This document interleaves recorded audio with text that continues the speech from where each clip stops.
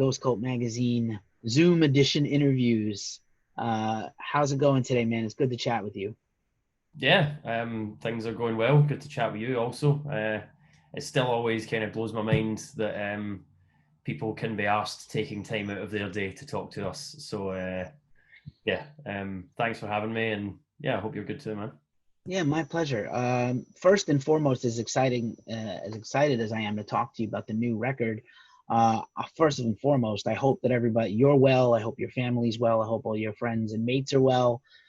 This has been a really perilous and crazy time in the world, and I just like to check in like a human being and make sure that everything is all right before we start talking about riffs and Yeah, metal.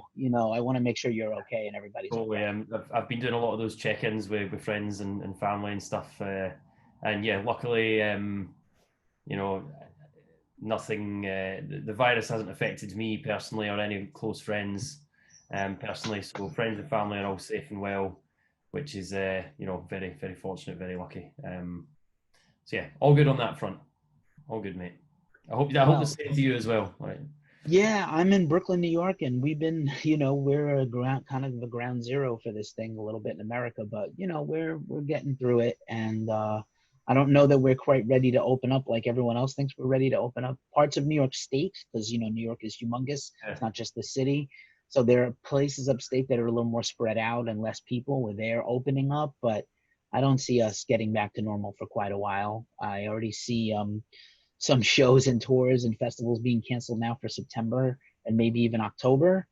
And Yeah, so I think it's very optimistic to think that there'll be any shows this year. it's Same in tough. Europe. I knew of shows that were getting cancelled in like June and July, and there were talks of them going back into September, and I was like, that's not going to fucking happen. Like, I think people just need to accept that there's not going to be any live music. It's the safest and best thing for everyone, and just focus on 2021 and yeah, I think it's a write off for this year personally.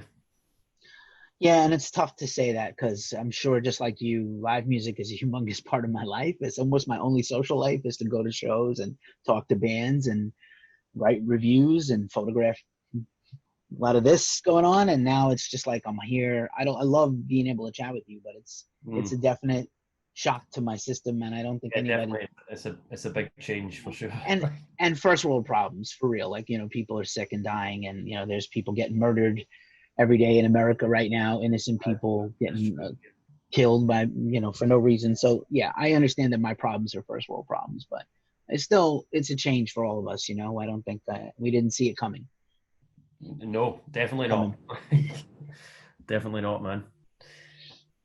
But yeah, man, I'm glad that everybody's okay where you are at. And yeah, I've heard that despite some of the different issues that were already kind of going on in the UK, Brexit and the NHS, I guess a lot of attention has been focused on the NHS now, which is very good. I appreciate seeing all that charity stuff being done. Devin Townsend did like a tremendous bunch of live stream charity concerts benefiting Yeah, I saw healthcare that, man. workers. Devin Townsend, what a guy. Do you know what I mean? He's I just mean, the gift that keeps on giving. He's Big Devin. I kind of feel like I wish if aliens were going to come down and take one of us, I wish they would take. I don't want to lose him, but if they took him, I would be proud. A fine example of a human being. There you go. He really is. He's one of our best offerings. There we go. And he could play them some music and like this is what American music is like, and then play Play like them some of his Deltoid, and that would be, on right. the same He's like, wavelength. Like, I wrote this thinking about alien life. You guys might like this. And cheeseburgers. Maybe they like cheeseburgers, or if they're vegan, maybe they like vegan burgers.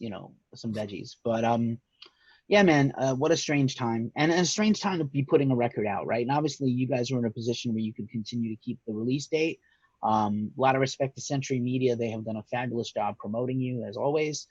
That label does a great job, but I know that some labels there was production concerns, or just I've talked to artists and they're like, I don't know how this record is going to do. You can't go and hand it to somebody at your record release show. You can't sell them on tour. No, you have to think outside the box. So how are you guys kind of approaching the release of Fracture?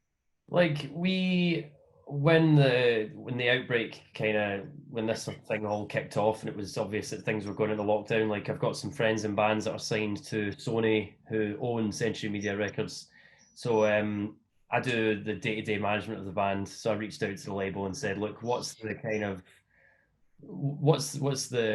what's the general vibe here? What's the feeling? Like, we definitely want to continue with our release, and Century Media respected that decision, and they said, you know, if you wanted to postpone it, we could work with that, but if you guys want to put it out, then that's totally fine. That's up to you. It was just important for us to stick to that. Like, it was a promise that we'd made. You know, we'd already announced the date that it was going to be put out. We'd released our first single at the end of November in 2019, and it had some amazing, like an amazing response. Really blew us away. It was 6 months ago. It's got nearly 5 million streams now on Spotify and stuff. Like, crazy numbers and a really good sort of momentum going there. And we just didn't want to lose that. And we'd seen such an incredible amount of support over the last 2 years of touring our previous album that it just felt right to give something back.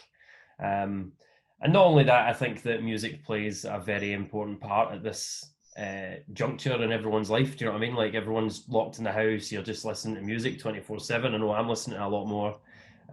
So the gift of new music to our fans and people that give a fuck was kind of like, you know, if we can stick to this release date and put it out when everyone's in lockdown and there isn't much else going on, then, you know, we can give an album campaign and we can release new videos and be putting out merch and just sort of powering on as if all was normal, even though it's most definitely not. But yeah, it was important for us to stick to that date. I'm glad that we had the opportunity to do so with the label, so kudos to them.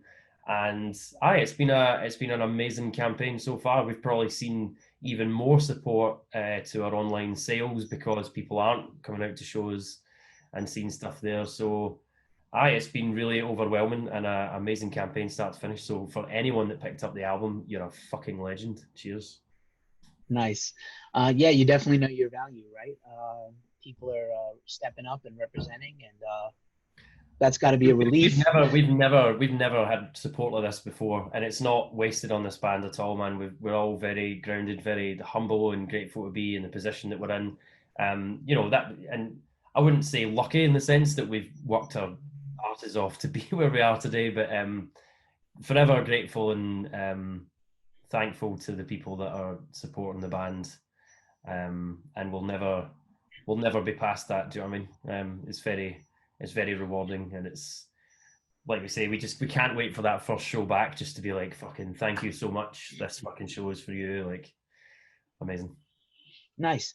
And yeah, definitely one of those thank yous back is this music, because as I said, we had before we started, I said we had followed the band for quite some time, reviewed the prior release, really liked it, and now I see like a real progression, a lot of growth, a tremendous heavy guitar record, but also like phenomenal melodies. And I'm going to say phenomenal. I don't throw that word around a lot, but there's a lot of really cool guitar stuff going on. And there's just a lot for fans of this kind of genre. If this is your shit, you're going to love this record, you know? And that would be my one sentence review. So let's dial it back a little bit and talk about just sort of from the last record to now, what did you guys learn and incorporate that you wanted to improve for this record for Fracture? We learned a lot tracking Era. That was a big step up for us as a band. And in terms of like, this is the first album, so there's a few different contributing factors I think to that sort of lend themselves to why Fracture is so strong, or why we feel that it's so strong. The first one, probably most noticeable, is that we haven't had a lineup change for the first time ever. All our albums we've always lost like one member, or we've done usually on pretty, you know, it's always been on good terms of friends of ours and stuff, still friends, but this album lineup hasn't changed since Era. So we were just developing that exact same formula, which was already really strong on the previous release. We had 2 amazing years of touring in support of Era. We were out supporting Lamb of God, Sazily Dying of Mice and Men, like so many amazing shows, festivals and tours and stuff. And we were watching the fan base grow. We were watching the shows get even more crazy. There was a definite change in the air at our shows as soon as Era had been out for a few months, and we could see the streaming numbers going up and up. We were starting to play songs, people singing back, just more energy in the room. We were starting, you know, that's what fueled Fracture. That's the kind of, the name is about breaking away from all the shit we were singing about before and all the stuff that sort of held us back. And we entered this album with a much more positive kind of outlook, which we've never done before. It's always been pretty inherently negative, just talking about the shit that we've had to deal with in the industry. Like, we have been fucked over so badly in the past. No one will ever know. Like, legally, I can't even talk about it. It's like at that level. Do you know what I mean? So yeah, going into this record, the mindset was very different, and we'd learnt so much on the previous release. As a band, we were as like tighter as a unit than we ever had been. And yeah, the one thing for us is just, you know, keep writing. We only ever set ourselves the task of writing an album better than the previous one, and I feel we've done that again. So, you know, yeah, just really proud, and we've picked up a lot of tricks along the way, and we've got a, like I said, solid unit. That's all contributed to this. Nice, I concur. And sorry for your troubles. It's a very common tale in the music industry, It, but it happens, man. perseverance. It's ebb and flow. And to be honest, somebody asked me this question the other day, and I explained to them roughly what had happened, and they said, you know, basically without that shit, we wouldn't be where we are today with the grit and determination that we've got now. You know, we learned a lot about the industry there, especially me, like doing the management sort of side and just feeding that information back to the guys. Like, as a unit, we came through it together. We're still here, and we're still going. And resilience is the word, I believe, that we've learned a lot about Same. that. Yeah, I was about to say perseverance, resilience, all those things. It's paid off. This record's very solid, man. Very strong. Like I said, tremendous guitar stuff, tremendous drumming. There's a lot of very almost progressive feel to the drums. It's almost reminded me of like very old school technical death metal. And I know that sort of tech metal is a very catch-all phrase right now in Europe, but it is a very impressive album, man. You guys have really outdone yourself in a lot of ways, and what did you do personally to sort of did you do anything to step up your game? Do you practice all the time? Do you just strive to get better all the time as a player? Um, I'm terrible for practicing. I'll put my hands up right now. I'm shocked Nice. at that. I Wow. work. I've got a full-time job outside of the band. We all do, but I work a lot. I like to go out with my friends at the weekend and shit like that. I do a lot of traveling. Listen to the excuses that I'm giving you already. You know, that tells you the kind of person I am when it comes to practicing. So, but the one thing that we do get behind, like every album, is when the riffs are there and we need to work, we fucking work. You know, I'm fortunate enough. I want to touch wood here, like with my talent, that if I sort of I can neglect it and I go back to it, I'm a little bit rusty and a bit shit. But as you know, a few weeks just doing it every single day for 5-6 hours a day, then I can kind of get back to that standard where I'm happy and the guys are happy with it, and we can all start, you know. So yeah, I'm fortunate in that respect. But with this album, man, like I said, when it comes to actually getting down to work, we fucking gun it, and it was long hours, rehearsing, going over parts. I mean, thanks for the kind words on the drumming, but there was a lot of very technical parts that I really had to dial in before we get into the studio, because we don't believe in doctoring stuff, and it has to be, we have to be able to play it live at all times and do the playthroughs and stuff like that. So, it was a bit of a wake up call. Again, I'd been sort of a little bit, not too much out of practice because we'd been doing a lot of touring, but when we came back to tracking in January, I hadn't played drums for about 3 or 4 weeks over Christmas, and then it was like, oh shit, I'm in the studio in 2 weeks. I'd better get back on the kit again, sort of thing. Yeah, man, always looking to raise the bar, but not even like in a technical aspect, just as a songwriter, and a lot more for playing for the song on this album, playing with a bit more dynamic and leaving space for the vocals. And like you said, the guitar work's insane, man. Stephen and Goonzi fucking raised the bar again. Kennedy's vocals on this album just through the fucking roof. I write a lot of lyrics with Kennedy and do a lot of the vocal stuff with him, and it was just a pleasure, like handing him that stuff and then hearing him sing it back was just like, he's just gone from strength to strength. And I think that's, we're all feeling that in the band at the moment. So yeah, we're still in a really good place. The next album's going to be fun. That's good. I like that you're already looking ahead. I love seeing the Tool poster behind you. So I was going to ask you if you had any favorite drummers. I'm sure Danny has to be one of them based on what I was hearing. But anybody else you want to shout out that has been an influence on you? Mario from Gojira. The only reason I picked up the drumsticks is Vinnie Paul, R.I.P. Yeah. And Eloy from Sepultura, can't deny that guy at the moment. Guy's a fucking animal. Obviously Danny Carey.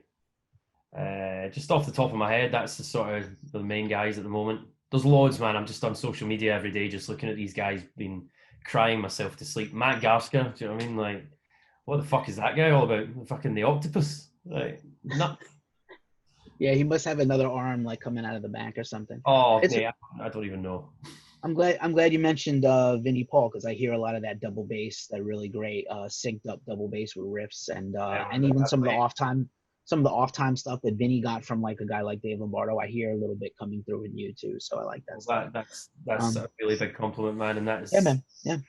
Like I said, the only reason I picked up the sticks and I play Sabian cymbals because of Vinny. The ride bell that he uses, that's the one that I use as well, and it was a dream of mine to own that cymbal. Killer. I want to be respectful of your time. I know you need to go soon, but I definitely wanted to just quickly connect about obviously the release. As I said, a tough time in the world to put a new music out. You guys planning any live streaming events or fan events? It seems like you guys are try very hard at keeping close with your fan base on social media. So I was wondering if you guys were going to do a stream or kind of perhaps a show. So yeah, obviously difficult time to put this out. Like we were saying earlier about potentially postponing stuff, that's another reason why we didn't go ahead with postponing.